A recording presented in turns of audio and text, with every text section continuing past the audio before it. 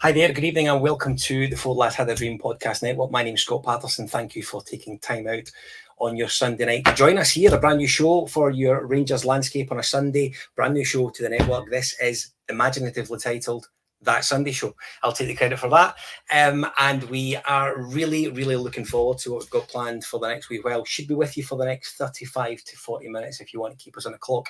If you are watching us on YouTube, don't forget you can get involved in the chat box. Let us know what you're up to, where you're listening from, what you want us to speak about tonight. As I say, we're going to be here every week moving forward, so we're really keen to get your feedback. Let us know what you're up to and how you think the season could potentially go. If you are following us on our social media, you know where we are. If you're not, on our YouTube channel, like, subscribe, ring that notification bell, and make sure that you are getting all of our content on a weekly basis. Of course, the guys put out the flagship on a Monday night and the weekend preview on a Thursday evening. That will not change moving forward. These guys will still be here to join you. Want to introduce two brand new contributors to the network, and firstly we will say hi and a very good evening to Douglas Kinnear. Dougie, how are you?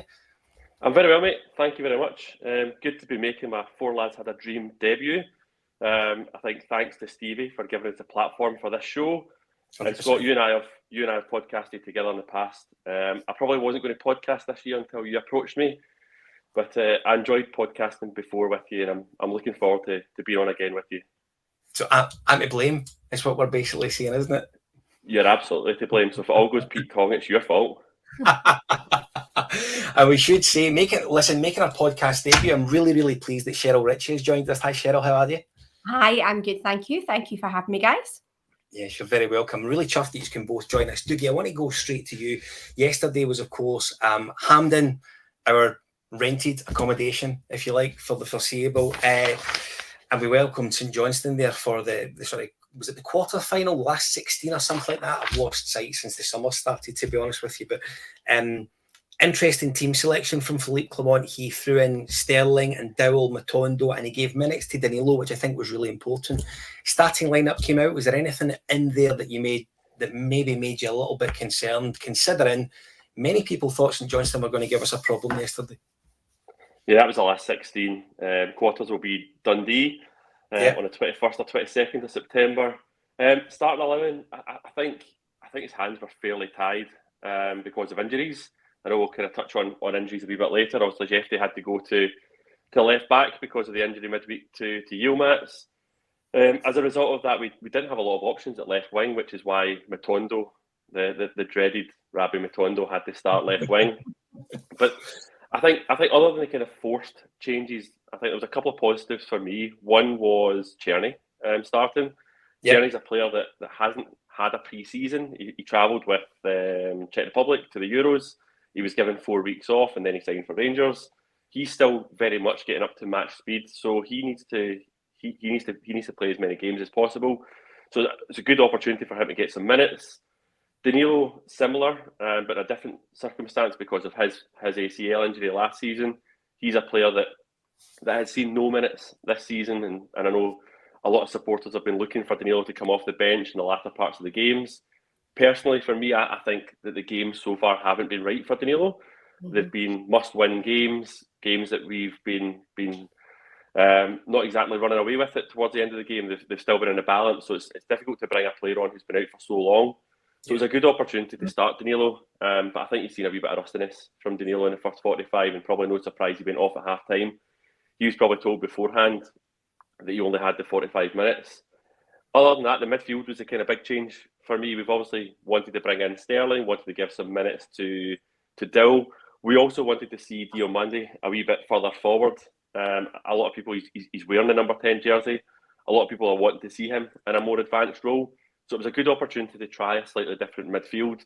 Dare I say, Scott, I don't think it worked particularly well. Yeah. Sterling, for me, is a fantastic utility player. He is invaluable to the team because of the multiple roles that he can play. I think the challenge just now with Sterling is what is his favourite and what's his best role.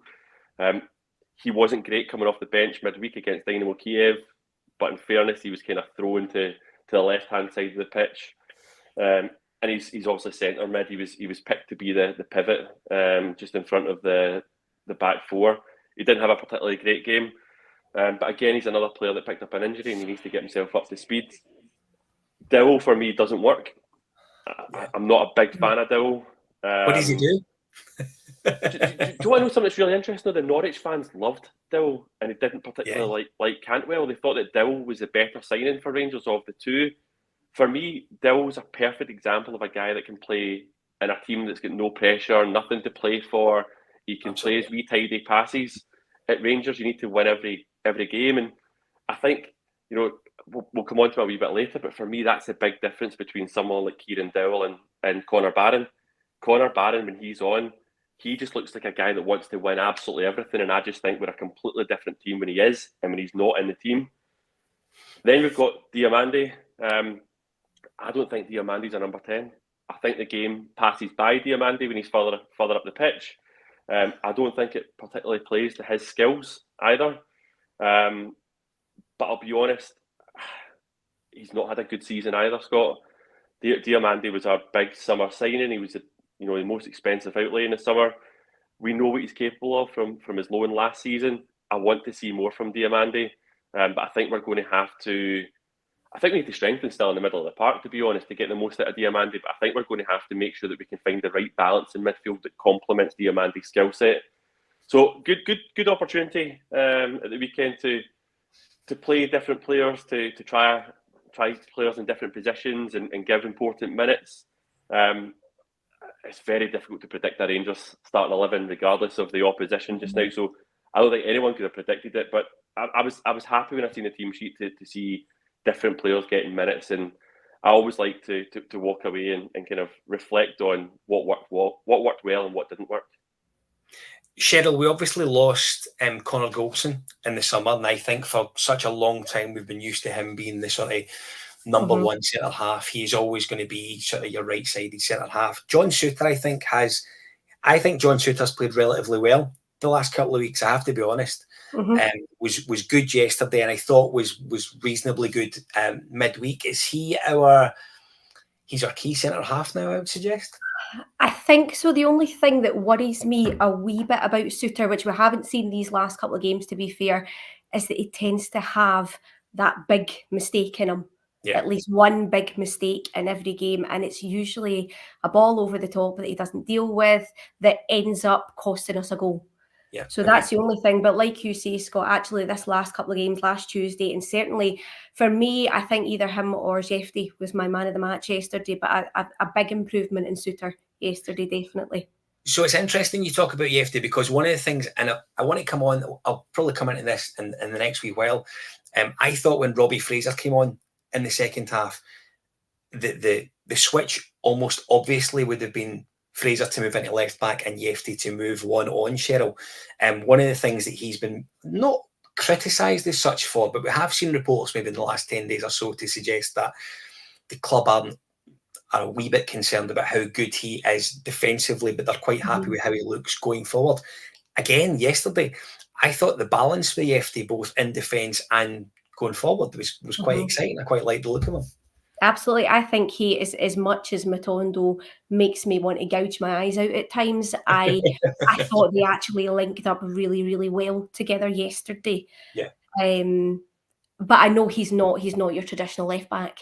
So I picking up on some of the comments there, all the stuff about the Croatian left back, that was a wee bit of a kind of strange one for me this afternoon when I looked at it, but maybe with the injury to Yilmaz and the fact that Jeffy's not maybe your archetypal left back, they're looking for a replacement in that left back. I don't know, maybe that's the thinking there as well, that they want to push Jeffy up a wee bit more into that kind of forward role down the left. But yesterday, certainly, with the kind of makeshift team, they did work very, very well together. Calvin Nielsen, who's watching on the YouTube channel tonight. Hi, Calvin. Good evening. One of the things you've brought up, and we're going to cover this as the next little while goes on. We'll get into it right now. Nicola Sheryl, Italian journalist from Italy, is suggesting that we spoke to Salernitana with regards to their Croatian left back, and I'm going to butcher this name, so I apologise in advance. Domagoj Bradaric, Croatian international. Rumours, Duguay, that would suggest we are interested in an option to buy. I think Salernitana are more keen on us to take some sort of obligation to buy, similar to the deal that we've seen with Cortez last season. And Sheryl's absolutely right. If he's coming in as another left back, it would suggest that the plan would be that Yefty is seen in the future as more offensive sided left winger. Yeah, it's interesting. One of the very first comments there is it's nonsense paper talk, but Nicola Sheryl, again, I'm going to butcher his name. He's a very in the know and usually reliable journalist. Yeah, 100%. So it would typically suggest that there is some truth in the rumour, but the bit for me is Clement post-match yesterday specifically said we don't have the, I think he said the assets, I think he used the word assets, we don't have the assets to sign another left back. Yeah. And I think what he's saying there is there's other priorities. For his central midfield, for me, is the key priority. I think we're very weak in the starting 11 at central midfield. But I think you're absolutely bang on, Sheryl. I think, I'll be honest, Yefty was my man of the match. I know Dessa's got it at the game, and I think it's because he scored, but I thought Yefty was excellent. I was really impressed by him, and the wee bits that I've seen of Yefty this season, and I'm butchering his name as well. I'm hoping at some point somebody gives us some clarification as to how to pronounce all these names. But and the wee bits that I've seen so far of Yefty, I think he's looked very good. He's big, he's strong, he's fast. Yeah. I think defensively he's not great, and it was interesting listening to some podcasts before he signed. Is it I Am Mappa that was the Cypriot podcast? Yeah. They'd actually specifically said that he was fantastic going forward, but defensively he's not great at handling pace. He's not brilliant at knowing where to go positionally. So I think Clement's maybe thought we'll sign him with his raw attributes and we'll develop him a little bit more into a better left back. Spurs done the same, and I'm not comparing the two for any kind of, I'm just not even going to go there, but like Spurs did the same years ago with Gareth Bale. They signed Gareth Bale from Southampton to play left back, thinking the same. He's fast, he's got a great left foot. We'll develop him into a better left back, and then suddenly realised actually you're much better going forward. We can just start your left wing. And there's maybe a little bit in that with Yefty, where once he's here, I think Clement alluded to it as well, that you always thought he might be able to play a couple of different positions, but when he's seen him, when he's played there, and with the injuries that we've had with Cortez and the inability to go and sign another left winger, potentially like Sima, he's had to put Yefty in there, and he's done very well. So I've been really impressed with Yefty. As I said, he was my man of the match yesterday. But I'm interested to see on Bradaric. I'm a wee bit scarred on Croatian left backs, I'll be honest. But he's relatively young, and he's already been a wee bit of a journeyman. I think he signed for Lille in 2019 for €6.5 million. Salernitana last summer for €5 million. So obviously well thought of that he's getting that kind of deal, that kind of move. Their club's probably very similar in a very similar market and pool to us. So it ticks boxes in terms of loan to buy. He's obviously in that kind of price range that makes it realistic for us. But personally, if it was me, I would rather sign a proper left winger like Sima. But if we manage to get a couple of players out the door, I think we're hoping before the window slams shut that Hadji and Cantwell are the absolute minimum that leave the club. I think when and if they do, you're maybe talking 2 million max each for them. That's maybe about 4 million in total. You're maybe talking both of them are on 20 grand a week. You're maybe looking at a player that you can sign for max 4 million, give him 40 grand a week. For me, if you're kind of bringing in that player of that value and that wage, the priority for me must be a central midfielder. Yeah, no, listen, I completely agree. I do think we obviously need some enhancements elsewhere in the team. I think that much is true. The one thing that I only found this out last week, I think it was actually Chris Jack that said it in the Rangers review. It was certainly there when I heard it, but Yefty's actually younger than Robbie Fraser, 20 years old. So it says a lot for him to come over here. I would imagine doesn't speak great English, if any at all. And I think sometimes as support, I know what I do for a job Monday to Friday. If I was to go to Brazil and try and do it, it would be an absolute disaster. So you take all these things into equation. I think he can be quite happy with how he started his Rangers career.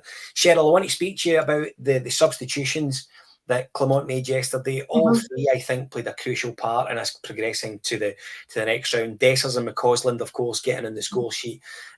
Although it did take a long time for Dessers' goal to be awarded for some bizarre and unknown reason. But I think we need to speak about Conor Barron. Heavy reliance on him already this season.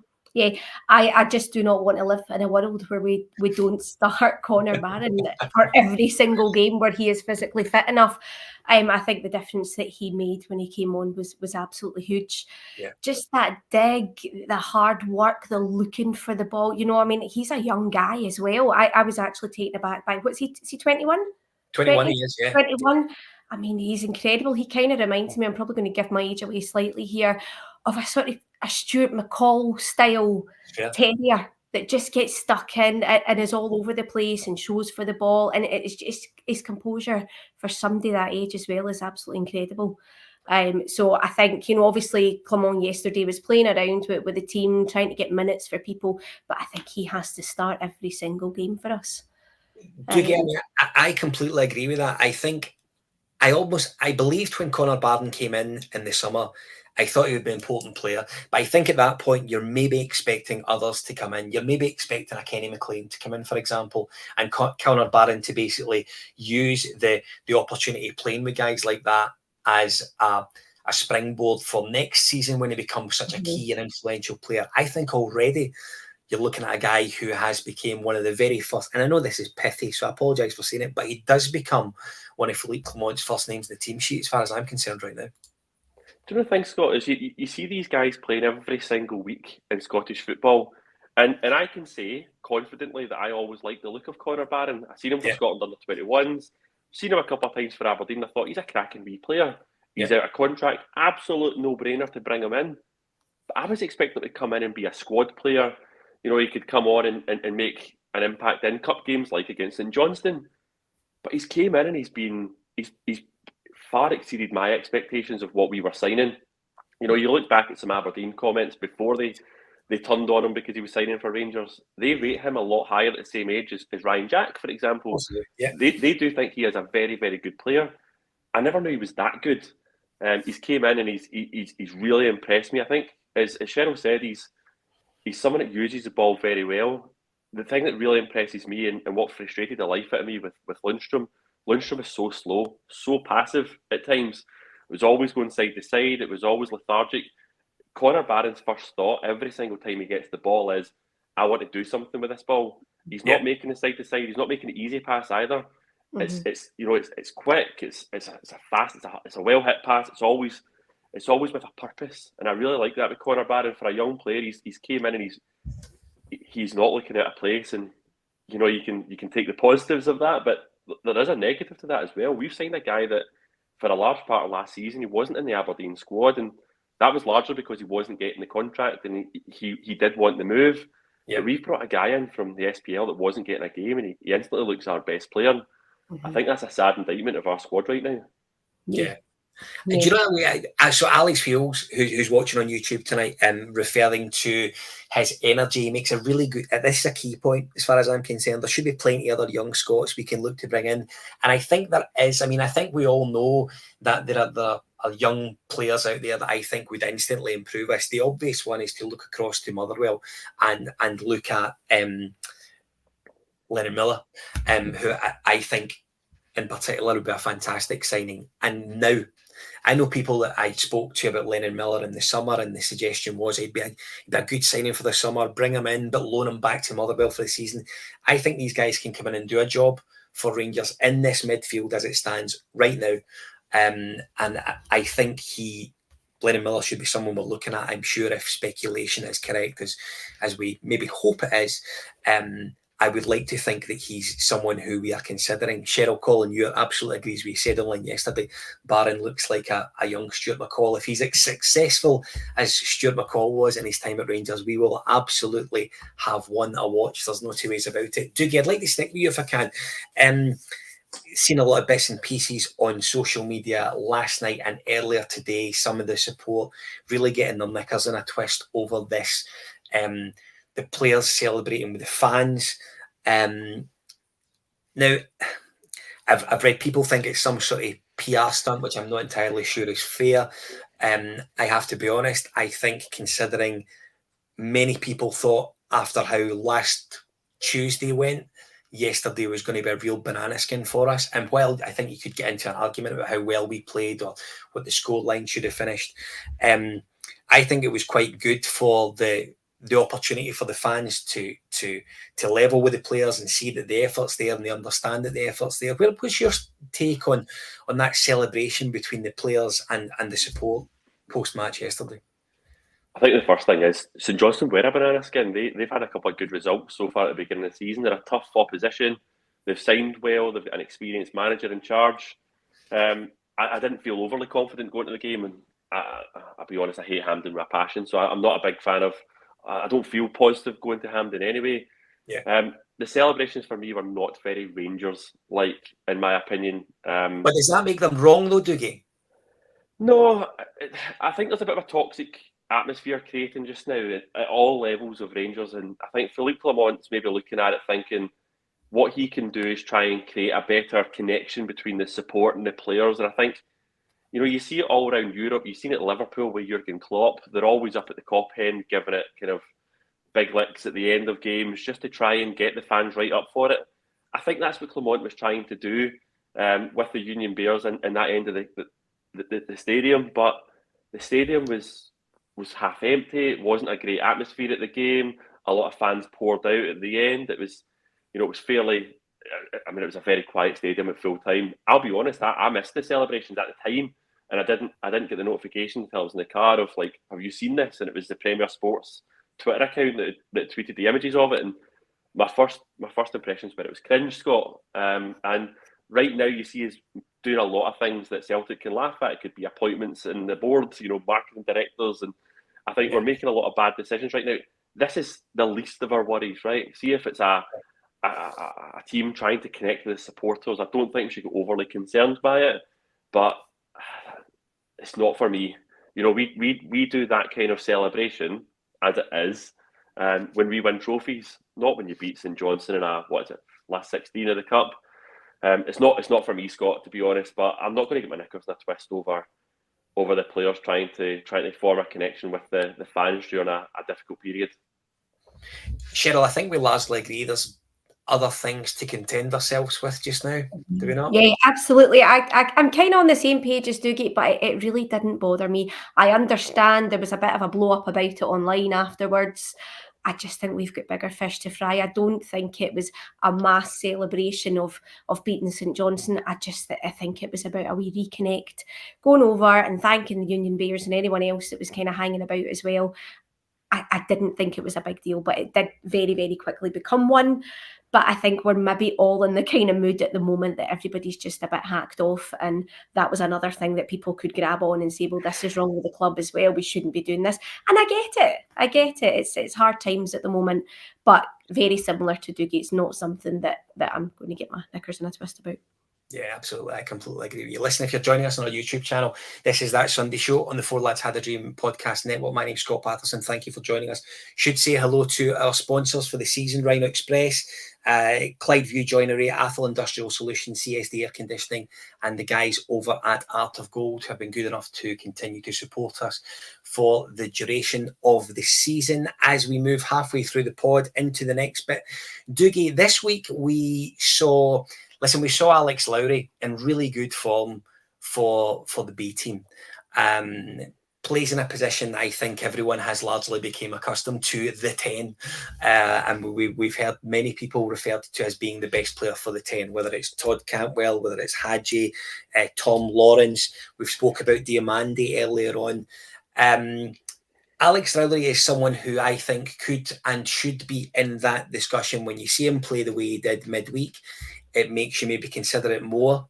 We take the opposition, of course, into consideration when we say that. Are any of these guys good enough to play in the number 10 role for Rangers? I think on Alex Lowry, I think it was Clyde that were playing midweek in the Cup where he scored the double. Yeah. Both goals were good quality. The first one in particular was an absolute peach. Sensational effort. And he's got that in his locker. I think that's a real frustration with Alex Lowry is we've got so many youngsters around the squad, and you just look at Alex Lowry and you instantly compare him compare him to someone like Ross McCausland. Alex Lowry has more talent and ability in his left pinky than Ross McCausland does in his entire body, but the difference is attitude and work rate. Ross McCausland strikes me as somebody that just wants to learn, wants to kind of absorb every bit of information given to him and keep trying. And, you know, I know we kind of touched on it briefly around the subs. Ross McCausland came on and had a great impact. And that's what you want your subs to do, regardless of whether they came from the academy or not. And there's another debate to be had around your subs and your squad should be filled by academy players. That's what you want to see. But the issue that I've got with Alex Lowry in particular is just his attitude.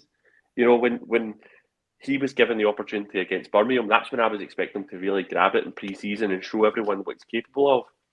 But he was just casually kind of strolling around the park, a few wee nice flicks and tricks there.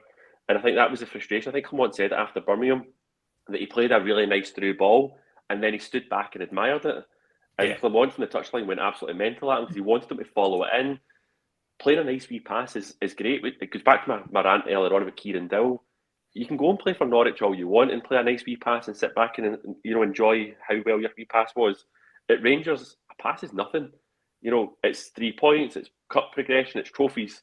We want players that are going to be here to win. And Alex Lowry, to me, just doesn't strike me as somebody that's got that wee bit of grit between his teeth, that he's going to really dig in deep, give his all, work hard.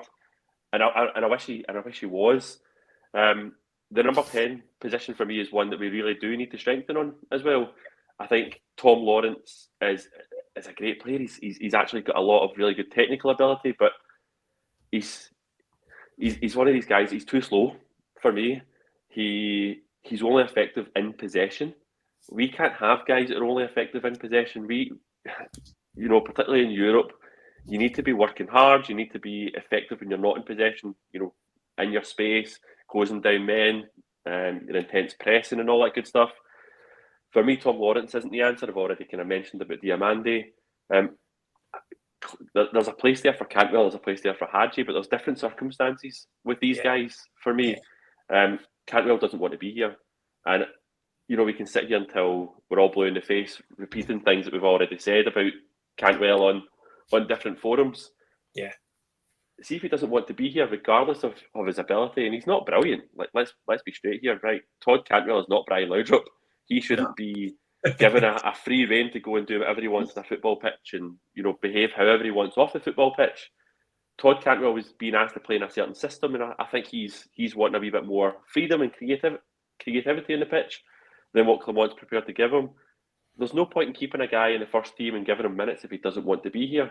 So I fully support Clement's decision to put Cantwell out in the shop window, to tell clubs that he is for sale and try and move him on. And it's a pity because there's a place there for him, but he doesn't want to be here. Let's move him on, get the money in, replace him. Hadji, very different again. I love Yanis Hadji. I think he's such a good footballer. I love his attitude. I think he's a guy that really wants to learn, to develop. He loves Rangers as well. I've spoke to Yanis Hadji a couple of times at press conferences. I've been in his company, and he just oozes somebody that loves being here at Rangers. His dad loves him being here at Rangers as well, and his dad is a legend. Yeah. But that injury against Stirling Albion just killed Yanis Hadji, unfortunately. Mm-hmm. And obviously with Michael Beale, he signed Sam Lammers and decided to loan Hadji out. Alaves didn't work for him. He's came back. He's had a good Euros as well. He actually played towards the end of Romania's run in the Euros. Yeah. He was beginning to look back to the Hadji that we all know and love, and that Hadji there's a place for.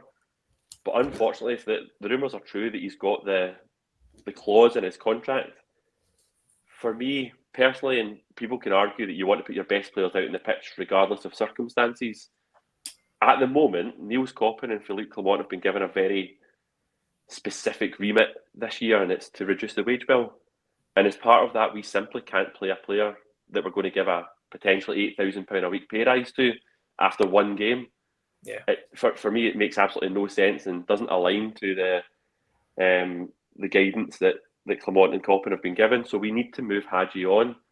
I'm hoping that we do move him on, similar to Cantwell. But if the window closes and Hadji's still here, I'm hoping that we can sit down and have an adult conversation with Yanis Hadji and say, listen, we can't give you £30,000 a week potentially, but we can give you 25. So how about we settle and we bring these guys back into the fold? Because I would much rather have Yanis Hadji in my team than Scott Wright. I'd rather have him than Ross McCausland. He's a very good player, but we need to be realistic. This summer, as supporters, we aren't in a great state financially at the moment, and that's why we need to move players on like Connor Goldson, who potentially left for free that Clement slipped into his press conference. So we need to move guys on. Scott, I'm going to finish very controversially on my number 10 rant, right? And say, if you look at Celtic across the other side of the city, they don't play a number 10. Right. You know, they typically play McGregor, Hatate, O'Reilly. I would actually rather see us play a similar shape in midfield, a 6-2-8, and allow your wingers to be more offensive, rather than having that 10 kind of closer to Dessers or whoever is in the number 9 position.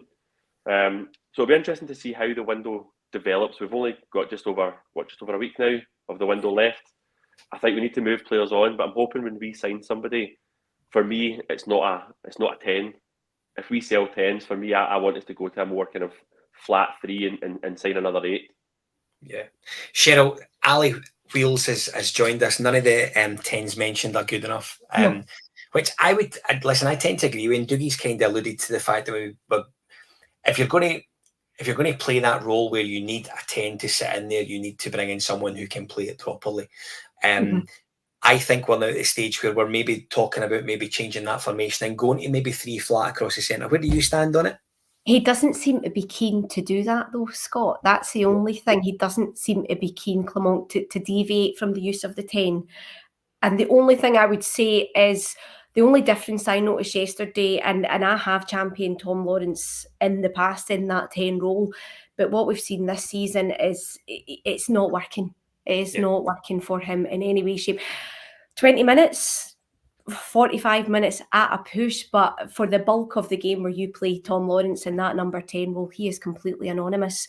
And the only thing, I know that's not Diomande's natural position, but the only thing I would say yesterday was we had somebody in that position who wasn't anonymous. We weren't like we were playing with a man down. So no, I know that Diomande is not the answer kind of long term in that 10 position, but I just think the manager has shown that he's not willing to sort of tinker the formation at the moment. So we either work with someone like Diomande, or I don't know, we bring someone in, we lose someone, we get someone out and we bring someone in. But he has shown at the moment a complete unwillingness to kind of go, as Dougie says, and not have that number 10 role and give your wingers a wee bit more movement. But I don't know, for reasons best known to him, and then I think that's where there's a lot of talk about his judgment calls and, you know, questions around his ability to manage us, because he's unwilling to move from that kind of idea of having a 10 all the time. So I'll stick with you, Sheryl, because interesting, if we sign no number 10 between now and the end of the window, which we know is fast approaching, but we maybe would go to 3 across the centre of the pitch, who would you go for? If you were to go for 3 flat across the centre of the pitch and you wanted to maintain all the dangerous things that you want a Rangers midfield to offer, what would your 3 across the centre be? I liked the look of Czerny yesterday. Yeah. I know he's getting up to fitness. He's trying to, you know, we know he's a wee bit behind. He looked slightly off at the first half yesterday, but I like the look of him. I think McCausland working with him as well, I think would be brilliant. He'll come on a lot as well. The flat 3 through them, this is a difficulty as well. I was talking about it with a friend yesterday. We are completely and utterly reliant on Sheryl Dessers at the moment. Yeah. And as much as he has his critics, we know what he can give us, but we know what he lacks as well. We know that, you know, certainly previously we couldn't rely on him. You know, we did rely on him yesterday. I don't know. I'm looking at the comments there. Diomande, Barron, Sterling. I don't know about Sterling. I like him in midfield. I just don't know how, again, can we rely on him as well? Yep, we need Barron there. The partnership between Diomande and Barron as well has been huge. Yeah. They have kind of gelled very, very quickly together as well. Raskin, again, I'm seeing in the comments there, Raskin, I like Raskin. Do I think we can rely on him? No. You know, we've not had a prolonged period of having Nico Raskin with us. Sorry, I took us off at a wee tangent there going on about Dessers, but I think you're absolutely spot on Raskin. I think he's someone that I don't want to say we've almost forgot about, but because he's not played that much, I would say, in the last 6 to 8 months, due to injury, of course. You've got used to him just not being around. Yeah. And I actually saw someone, good friend of mine, speaking about Connor Barden, and he actually referred to how Raskin and Barden are really, really similar. They're almost like the same player. They are one and the same thing. So I do wonder about a midfield of Raskin, Barron, and Diamondi, and they almost mix that rotation of who can move that little bit forward. Interestingly enough, and I don't want to continue to go back to the 10, but Connor Barron, when he signed for Rangers, I think when he was speaking to our very own Stevie Clifford, did say that he has experience of playing in the 6 and the 8 and the 10. And I know we all, when we're talking about midfielders now, we refer to it in the position of numbers. I think Connor Barron also has that flexibility to play that one forward. Again, though, I come back to what I said about 10, 15 minutes or so ago, the reliance on a guy that's just arrived in the summer. While I'm really pleased because he's been really good, and it's great to see a young Scotsman who is really beginning to pull up trees at Ibrox, I don't think we should be too over-reliant on him. I really don't. And it has to be a concern at the moment. But Scott, can we rely on Nico Raskin to maintain any level of fitness? And that's why he wouldn't probably be a consideration for me for that flat 3, because he just isn't there enough. Yeah. No, and I completely agree with you. I like Raskin, but there's a real issue with his reliance now. And that has to be a concern. It must be a concern. We shall see. It's an interesting one. Dougie, last couple of things to cover.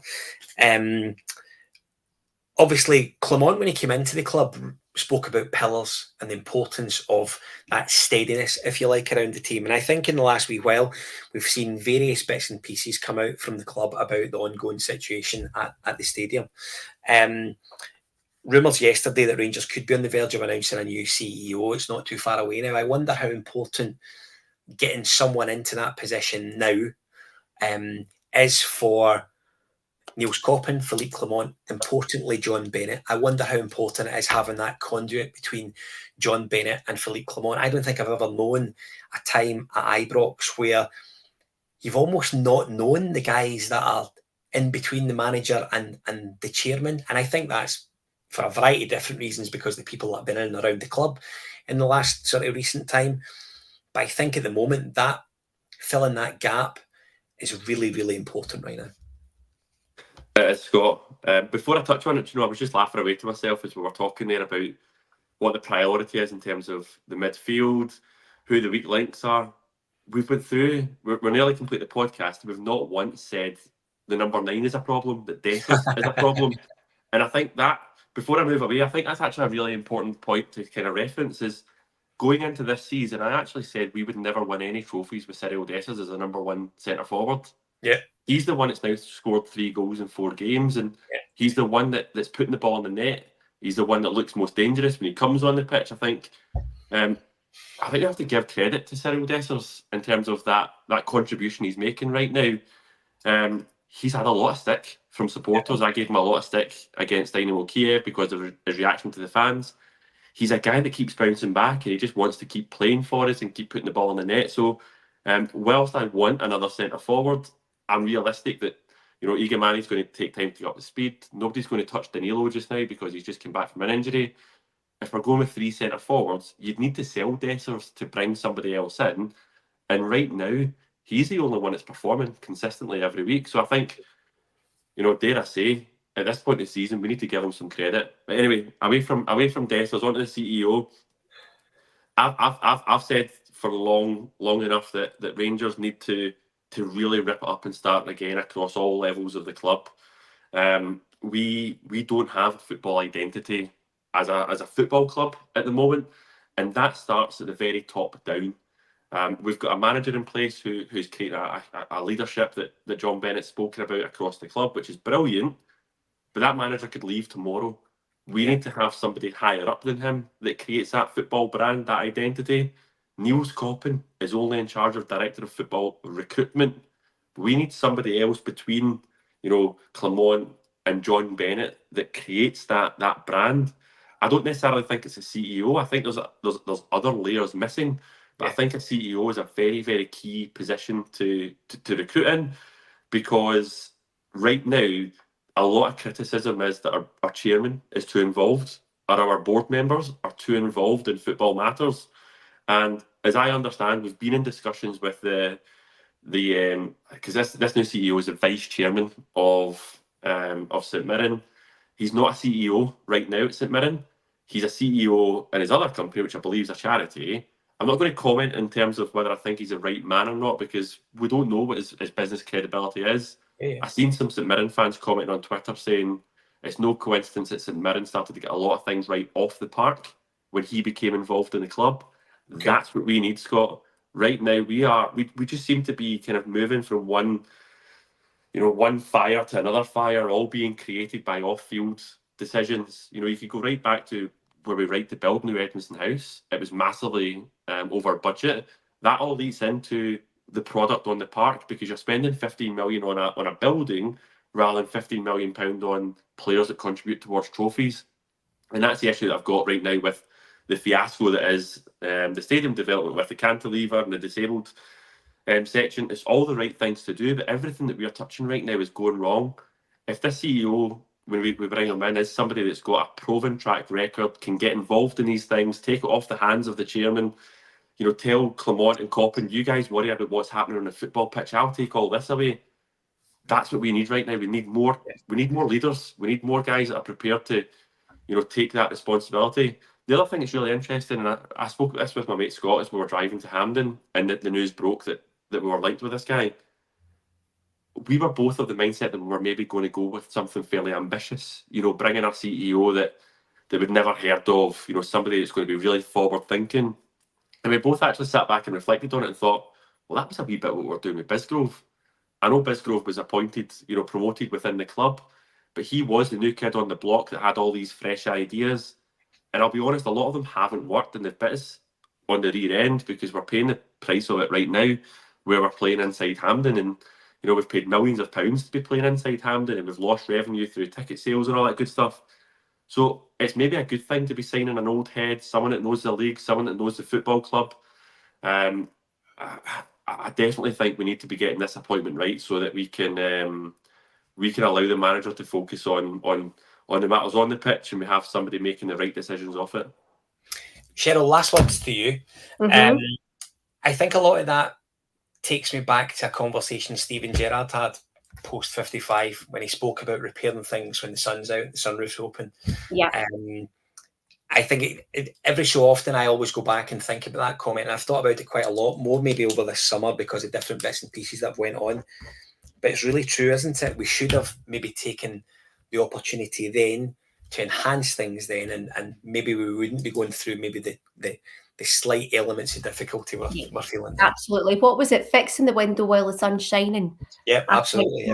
Was his exact quote. Yeah, absolutely. And I think that's probably why there's a lot of, or some from what I've seen, a lot of apprehension about the possibility of the new CEO coming in, because this board unfortunately have a track record in making bad decisions or maybe not making the right appointments. So I can understand why in an ideal world we would have someone, a CEO with a proven track record of working at a big club in that role. But then obviously there's all the financial constraints that we have as well. But absolutely, and it's a difficult thing not to continually go over in your head, why did we not do it? We didn't do it, but as a result of not doing it, we find ourselves where we are now. And it wasn't a case of even not doing it just back then. We haven't done it over the years that followed on from that as well, and we now find ourselves where we are. So as Dougie says, this is a massive opportunity for us to bring someone in.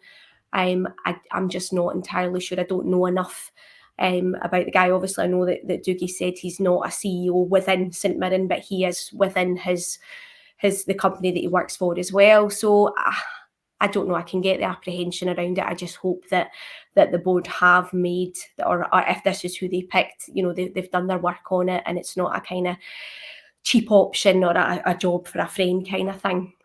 Brilliant. Ideal. Listen, Sheryl, I don't know if it's appropriate to wish you happy birthday now. We didn't do it at the start, but I do hope you've had a fantastic day. And I'm particularly glad you've decided to come on. We were very nervous before we started, but you've done very well. Well done. Thanks for joining us. Thank you very much. Thanks, guys. Dougie, well done. First That Sunday show. It's been thoroughly enjoyable. Thanks for joining us. It was my pleasure. Good to get on chatting about Rangers again, especially after a win. Let's hope we're doing the same again next weekend. Yeah, absolutely. Listen, we're just north of 45 minutes before I let you both disappear into your Sunday night time. I do want to make a comment. Congratulations to the women's team today, winning 4-0 at Broadwood. Stevie and Shona were there. The vlog is available across on our YouTube channel. You can check it out now if you like. Katie Wilkinson's second hat-trick in 2 games is going to be the top scorer in that league this season by quite a distance.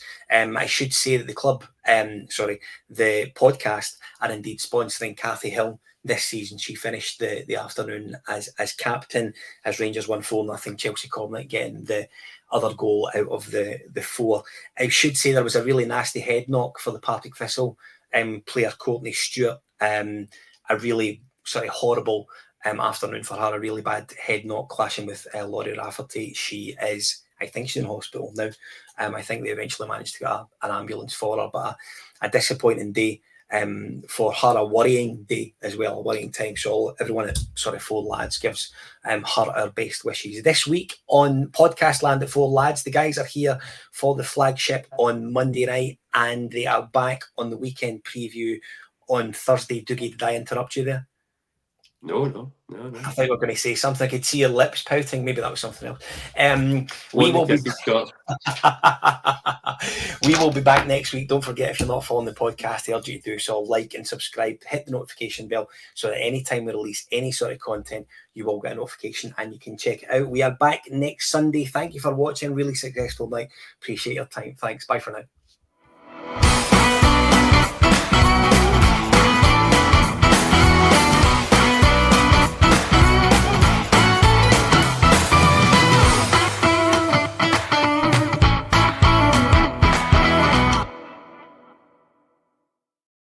Four Lads podcast is sponsored by Rhino Express, Clyde Joinery, Athol Industrial Solutions Limited and CSD Air Conditioning, along with Art of Gold. Thank you for listening or watching the podcast. We hope you enjoy.